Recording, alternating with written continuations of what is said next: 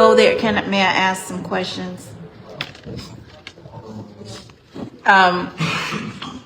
And I apologize because I don't have your contract in front of me, but is the contract for your team?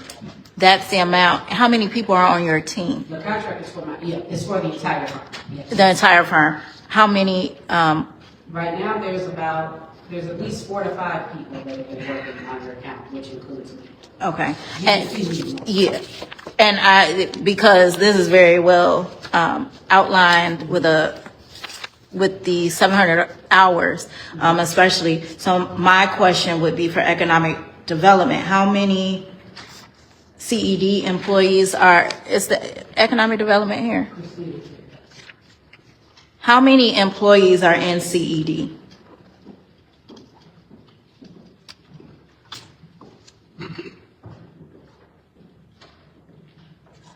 Currently, we have myself, and then we have 4 others. We are in the process of phasing out Williams, who does the grants specifically. We have our grants facilitator who works directly in regard to this. Okay, and how many outside of Val work with grants? Just overall grants?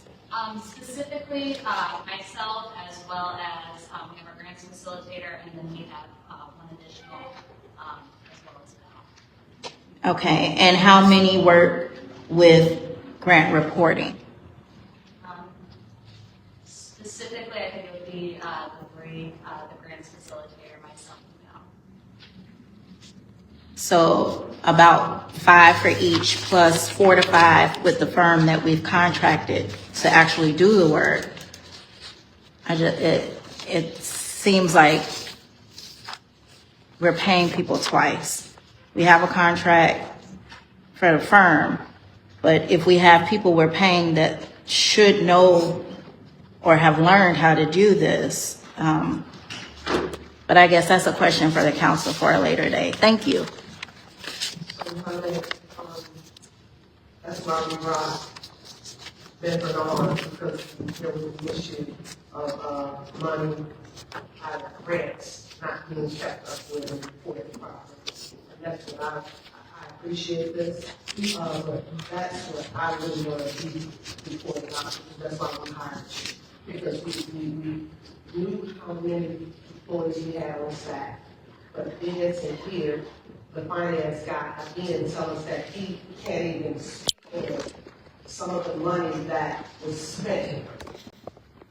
That's what we need to know about. So that's why she was hired. All the ones.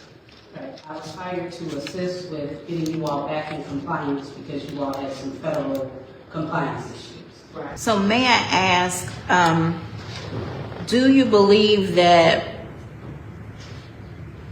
they are caught up enough where either we no longer need a full firm to do this work, or the firm would be in our best interest and we should cut some of the folks that cannot do this work in economic development?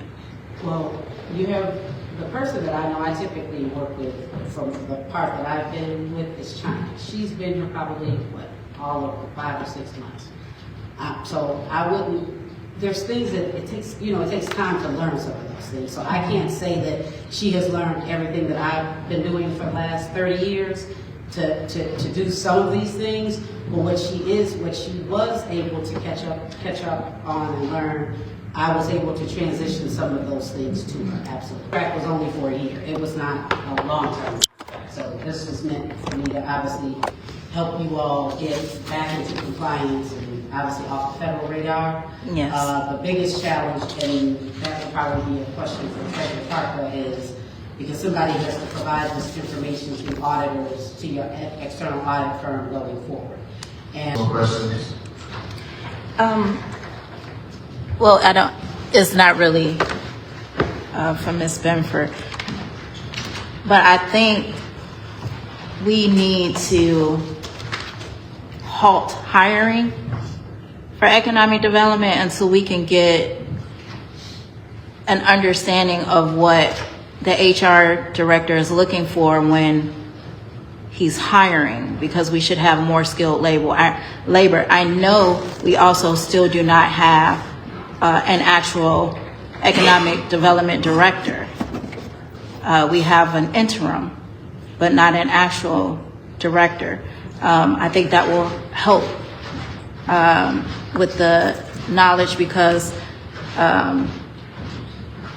the firm is for 1 year. And then we do need people to be trained and understand moving forward. And I don't feel that we are hiring. Well, I can tell you that any services our firm has provided, when we were here before, I always left with the step-by-step SOP. I get yelled at the firm because I always want standard operating procedures for everything. Yeah. It makes it easier to transition. So, yes, it takes longer, right? But it makes it easy to transition those things to someone else. So that is our goal when we do this project. And that's a part of it. And also for the record, Christina is the official, full-fledged community economic development. When did that happen? As mayor, I get to make that choice, and as Christina just mentioned, Val is stepping away. She will only be here 1 day a week. Val has been here almost 30 years, and Christina has never, she's been learning under Val and doing grant writing and doing all the reporting. So she is skilled beyond belief with Val and with the business community. May I ask, do you have to present your appointment to the council for us to vote yea or nay? I understand you have every 30 days for a number of times to reappoint. No, not under this position. You can ask the legislative council that. I will. I'll email him later, I'm sure he'll give you a good answer. because I'm not confident in your choice. That should have been brought before us when we asked for a headhunter to look for someone, not in-house. I'm sorry, but Five Below is not economic development. Well, Alderman, if you recall, I gave the city council the choice when we brought in a different individual. That individual didn't work out. As stated, as mayor, I do not have to bring an appointment before the city council. If you want to make that decision yourself, maybe you should run for mayor of Calumet City. Maybe I will. But for tonight, officially, Christina is the Community Economic Development Director. And I don't want to discuss names in public, but if you'd be happy, you know the current director, you can go talk to her about all the programs and projects and businesses that have come to Calumet City under her office. Again, I don't feel comfortable with your choice, but it's okay. We're on something else here. So everything that you do, Christina. But I somewhat agree, not that you're not qualified. I believe you are to a degree, but we need to find someone who is going that has skills in building and bringing businesses, and not just businesses, us looking into some of our own homes to be part of that economic development. And it goes to the very reason why I did not want to give another $150,000, because that should be under the economic development department. But again, this is not a stack to anybody or a dig to discount anybody's skill. We need professional people who are going to be able to go out and do what Orland is doing what South Holland is doing. And again, that's what we need. You know, I've heard many of y'all complain comparison of Calumet City to South Holland, Oregon. No economic development director, no business is going to come to Calumet City with y'all creating this mess. And us fighting over if we want to support the business in Calumet City.